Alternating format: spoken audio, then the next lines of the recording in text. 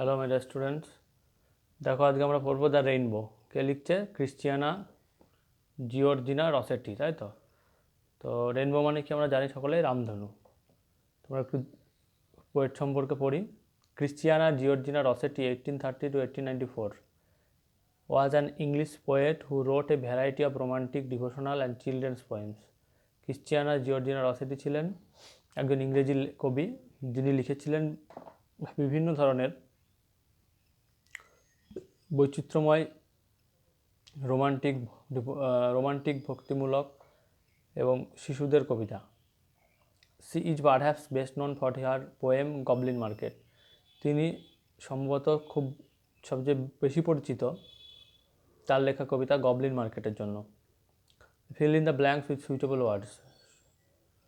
উপযুক্ত শব্দ বসিয়ে শূন্যস্থান পূরণ করো। We see clouds in the. আমরা মেঘ দেখি কোথায়? তাহলে স্কাই, আকাশে, সেটাকে পূরণ করবে। The sky gets clear after. আকাশটা পরিষ্কার হয়, আকাশটা পরিষ্কার হওয়ার পরে কী হয়?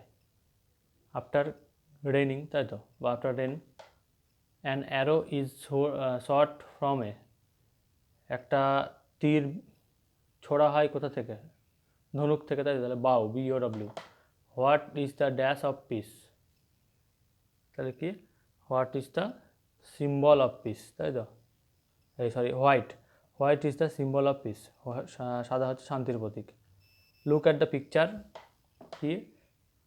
ক্লাউড, রেন, তাই তো। আর এটা কি? বাউ। তাহলে এবার কী বলছে? একটা শব্দ পাচ্ছি দুটো মিশিয়ে। কী শব্দ পাচ্ছি? এটার মধ্যে লেখো রেইন বউ, তাই তো।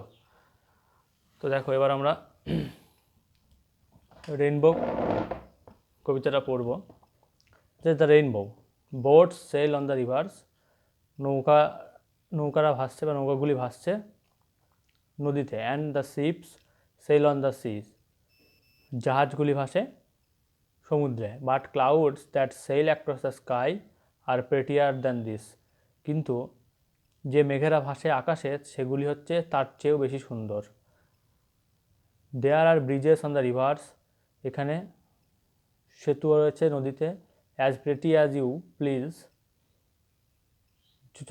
যেটা দেখে তুমি সন্তুষ্ট হবে। বাট দ্য বাউ, কিন্তু যে ধনুটি, that bridges heaven and overtops the trees and builds a road from the earth to sky is prettier far than this.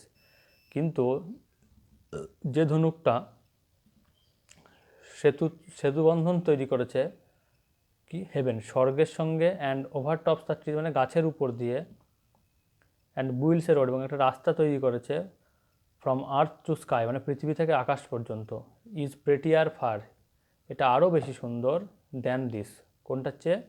যেটা নদীর উপরে যে ব্রিজটা তৈরি হয়েছে তার চেয়ে। তো তারপরে দেখো আমরা করবো অ্যাক্টিভিটি 1গুলো। অ্যাক্টিভিটি 1 ঠিক সঠিক কারেক্ট অল্টারনেটিভটা বেছে নিতে হবে। এবার আমরা অ্যাক্টিভিটি 2টা দেখো কী বলছে। তো complete the following sentence with information from the text থেকে শব্দ নিয়ে শূন্যস্থান পূরণ করো। Boats sail on. নৌকাগুলি ভাসে কোথায়? সেটা লিখবে। The sailing boats and ships are less beautiful than. ভাসমান নৌকা এবং জাহাজগুলি কম সুন্দর কিসের চেয়ে? The clouds sailing across the sky, তাই তো, যে মেঘগুলি আকাশে ভেসে তার চেয়ে। Bridges are built over. সেতু তৈরি হয়েছে কিসের উপর দিয়ে? নদীর উপর দিয়ে। দ্য বাউ বুইল্ডস। ধনুকটি তৈরি হয়েছে কোথায়? Bow builds from earth to sky, তাই তো, পৃথিবী থেকে আকাশ বা স্বর্গ অবধি। Activity 3, boats and ships sail on the water while clouds sail across the sky. State the difference in their manner of sailing. নৌকা এবং জাহাজ ভাসে জলে আর মেঘেরা ভাসে আকাশে। এই দুটি ভাষার পদ্ধতির মধ্যে পার্থক্যটা লেখো। তারপর কী বলছে? Activity 4, what and where. কোথায়, কি এবং কোথায়। অন দ্য রিভার্স, তাহলে রিভারের উপরে কি সেটা লিখবে। কি সেল করে? রিভারের উপরে বোট, তাই তো। Cloud sail across the sky, তাই তো। হোয়ারে কী হবে? Across the sky. ঠিক তেমনি এই দুটো bridges heaven overtops the trees, এগুলো করবে। তারপর দেখো অ্যাক্টিভিটি 5 কী বলছে? Answer the following question in complete sentences, সম্পূর্ণ বাক্যে উত্তরগুলি লেখো। What is prettier than boats, ship and clouds, কোনগুলি নৌকা, জাহাজ এবং মেঘের চেয়ে আরও বেশি সুন্দর, কোনটি? What are the clouds compared to, মেঘেরা কিসের সঙ্গে তুলনা করা, মেঘেদের সঙ্গে কিসের তুলনা করা হয়েছে? How do you think the rainbow builds a road from the earth to sky, তুমি কীভাবে মনে করো যে একটা রামধনু একটা পথ তৈরি করে পৃথিবী থেকে আকাশ পর্যন্ত? Which according to the poet, কোনটি, কবির মত অনুসারে কোনটি, is the prettiest of all objects mention in the poem, কবিতায় উল্লিখিত সবগুলি জিনিসের থেকে সবচেয়ে বেশি সুন্দর হলো। তারপর দেখো অ্যাক্টিভিটি 6A, অ্যাক্টিভিটি 6A কী বলছে? রিড দ্য প্যাসেজটি পড়ো এবং কাউন্টেবল আর আনকাউন্টেবল নাম্বারটাকে খুঁজে বক্সের মধ্যে লেখো। আচ্ছা, কাউন্টেবল মানে কি তোমরা জানো, সকল যেগুলো গোনা যায়, তাই তো, গণনাযোগ্য। আর আনকাউন্টেবল মানে যেগুলো গোনা যায় না, যেমন ধরো সুগার, চিনিকে তোমরা গুনতে পারো না, তাহলে কি, এটা হচ্ছে আনকাউন্টেবল। তেমনি যদি বলি পেন, তাহলে কি সেটা কাউন্টেবল। ঠিক তেমনি এই প্যাসেজটা পড়বে, দিয়ে যেগুলো কাউন্টেবল বুঝতে পারো যে গোনা যায় না সেগুলো আনকাউন্টেবলে লিখবে, আর যেগুলো গোনা যায় সেগুলো কাউন্টেবলে লিখবে।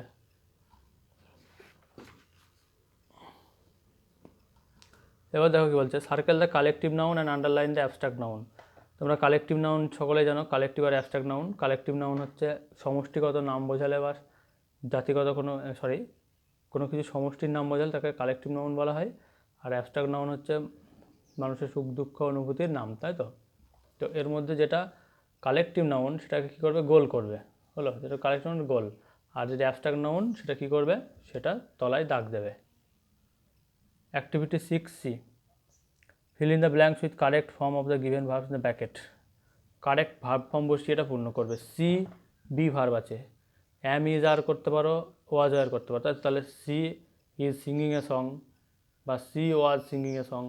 তেমনি এই ডু ভার্বটাকে কাজে লাগিয়ে এখানে বসাতে হবে, গোটাকে কাজে লাগিয়ে এখানে করতে হবে, এটা করবে। তারপরে দেখো অ্যাক্টিভিটি 7A, অ্যাক্টিভিটি 7A বলছে fill in the blanks with appropriate words from the help box. Help box থেকে শব্দ নিয়ে শূন্যস্থান পূরণ করো। হেল্প বক্সটা বলে দিই, সেল মানে ভাষা বা ভাষে, প্রেটি মানে সুন্দর, ব্রিজেস মানে সেতু বন্ধন তৈরি করে, আর্থ মানে পৃথিবী। She has a dash blue skirt, she has a pretty blue skirt, তার রয়েছে একটা সুন্দর নীল রঙের স্কার্ট। ঠিক এরকম করে এটা পূর্ণ করবে এগুলো। এবার দেখো অ্যাক্টিভিটি 7B, অ্যাক্টিভিটি 7B কী বলছে, make meaningful sentences of your own with following words. এই ওয়ার্ডগুলো দিয়ে অর্থপূর্ণ বাক্য তৈরি করতে হবে। বিল্ড মানে তৈরি করা বা নির্মাণ করা, অ্যাক্রস মানে পাশাপাশি, হলো পাশাপাশি, এইভাবে অ্যাক্রস। ব্রিজ হচ্ছে সেতু, রোড পথ বা রাস্তা। অ্যাক্টিভিটি 8 কী বলছে, আফটার এ হেভি শাওয়ার, একটা দারুণ বৃষ্টিপাতের পর, we often see that a rainbow appears in the sky, আমরা প্রায়ই দেখতে পাই রামধনু উদিত হয় আকাশে। Write a paragraph in about 60 words describing the scene as you see it, তুমি যেমন দেখো সেই রেনবো সম্পর্কে সেই সম্বন্ধে 60 শব্দের মধ্যে একটা রচনা লেখো। টাইম অফ দ্য ডে, কোন সময় দেখতে পাও, প্লেস কোথায় দেখতে পেয়েছো, the clear and cloudless sky, আকাশটা কি পরিষ্কার এবং মেঘহীন। How the rainbow looks like, রামধনুটি দেখতে কেমন হয়। কালার অফ দ্য রেনবোর রঙটা কেমন থাকে। ইয়োর ফিলিংস, তোমার অনুভূতিটা দেখার পরে, হলো। তারপর অ্যাক্টিভিটি 8B কী বলছে, suppose you are standing on a bridge looking down, মনে করো তুমি ব্রিজ থেকে নিচের দিকে তাকিয়ে দাঁড়িয়ে আছো। Write a paragraph in about 60 word describing the things that you see below, ব্রিজের ওপরে দাঁড়িয়ে নিচের দিকে তুমি যা দেখতে পাচ্ছ সেটা সম্পর্কে লিখতে হবে। যদি তুমি নদীর উপরে দাঁড়িয়ে থাকো তাহলে নদীর নিচে কী কাজ হচ্ছে, কোনো মাঝি নৌকা নিয়ে যাচ্ছে, কোনো ফিশারম্যান মাছ ধরছে, তাই তো, কোনো নিচ দিয়ে কোনো গবাদি পশুদেরকেও স্নান করাচ্ছে, এটা হতে পারে না, এগুলোই লিখতে হয়। তারপর কি নদীতে এটাও লেখা যায় যে কোনো কলকারখানা থেকে নদীতে কলকারখানার জল এসে পড়ছে। টোটাল একটা ছবি তোমাকে ব্রিজের উপরে দাঁড়িয়ে লিখতে হবে, হলো। তো দেখো এই অবধি আমরা আজকে পড়বো, নেক্সট দিন আমরা চ্যাপ্টার 4টায় শুরু করব। ওকে, আজকের মতো এইটুকুই থাকছে। হোমওয়ার্কগুলো করে সবাই গ্রুপে দেবে।